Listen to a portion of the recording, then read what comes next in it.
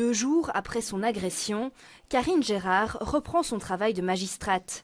Elle reste très éprouvée par ce qui lui est arrivé. Je ne vais pas m'exprimer sur l'agression proprement dite, mais il est évident qu'on est choqué, mais le meilleur remède, c'est de retravailler immédiatement.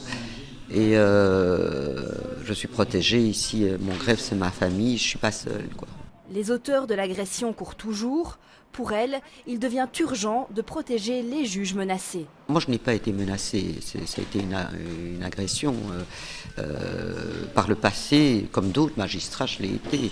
Mais on n'en fait pas de publicité. Mais je crois qu'il est temps quand même de mettre en place un service quand même de protection pour des magistrats qui sont menacés. Nous avons rencontré un expert en sécurité.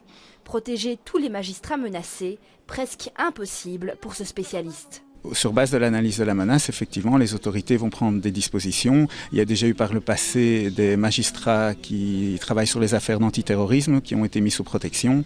Donc effectivement, c'est possible. De là à mettre tous les magistrats de Belgique sous protection 24 heures sur 24, et évidemment, là, ce n'est pas possible. Mais en fonction de la menace, les autorités prennent les dispositions qui sont nécessaires. D'autres solutions sont envisageables pour assurer la sécurité des magistrats. Par exemple, les former à des techniques de vigilance et de réduction des risques.